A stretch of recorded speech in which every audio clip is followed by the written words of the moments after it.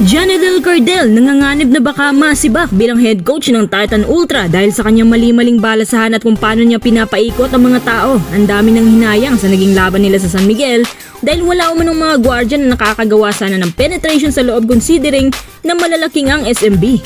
Tamang desisyon na ba ang pagsibak sa kanya ng dahilan sa naging laban nila kontra SMB? Cade Flores, ang pinakabagong player na may involve sa trade deal na mangyayari na raw ngayong buwan. Tara, huwag na natin patagalin. Isang masakit na pagkatalo ang nangyari sa Titan laban sa San Miguel, tinambakan ng double digits.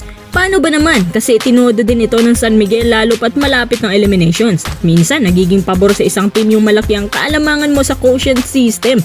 Pagkatapos itali ang lahat ng scores ng bawat team. Ito, pabor na masyado ang SMB. At kaya pala sa mga huling minuto ng huling quarter hindi pa pinapaupo si Abay kahit ang laki na ng kalamangan nila. Sa isang super young team na parang naging terapirma ang datingan. Syempre, hindi sila mananalo laban sa SMB dahil meron silang napakagaling na wingman na si Don Troliano at isang legit na sentro noon pa man na si Junmar. Sa kasamaang palad, isang Titan Ultra sa mga nasampulan ng masakit na sampal ng SMB. Paano hindi matatalo ang Titan? Halos lahat nakakapansin na kung paano humawak si Janedel Cardel ng mga bata niya. Alam naman sana nila na sa SMB ang size advantage. Bakit hindi pa naglagay ng gwardya na magsisilbing focal point o initiator sa loob? Ang kahinaan ng maraming malalaki ang size ay ang fast pace na may guard na facilitator. Tapos itong Titan Ultra, ang bilis naman ng panic. Yun bang kapag binawian agad ding babawi na wala sa plano? Kung sino-sino na lang umahawak ng bola ng oras, tapos biglang titira na lang o sino-sino. Walang magandang pasahan, walang magandang execution, minamadali lahat. Marahil yan din ang turo ni Coach Cardel sa kanila. Kapag nasa'yo, tira mo na. Kasi opportunity nga naman. Ang problema dyan, yung depensa ng SMB. Samahan mo pa ng complete dominance ni Don Troliano na bihasang-bihasan at komportable masyado sa kanyang pagiging wingman dito. Tapos itong Titan Ultra, kulang pa naman ng big man. Ganito pang pinapakita. At dahil nga dyan, nagsisisihan ng mga tao kung sino ang may kasalanan. Syempre, unang ituturo nila yung coach talaga. Sisibakin na raw si Coach Cardel. Kabago-bago pa lang nilagay nila sisibakin agad. Ilang games pa naman ang nilaro na Titan under sa kanya at first season nila to. Sa katunayan, ilang beses nang ganun ang ginagawa ni Coach Cardel pero may mga panahon na nagiging effective siya. Gaya na lamang ng laban nila sa Ross na kung saan wala sila masyadong big man. Kaso nga lang dahil sa mahaba-habang experience ng Ross sa crucial minutes, yan na outsmart sila ni Coach Yang sa dying seconds.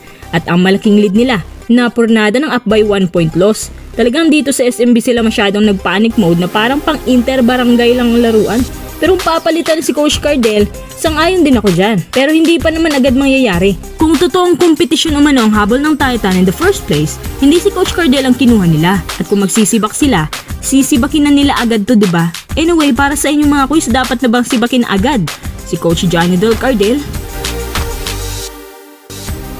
Cade Flores, ang magiging kapalit pala umano ni Moala Tautua and kay Snow Badwa.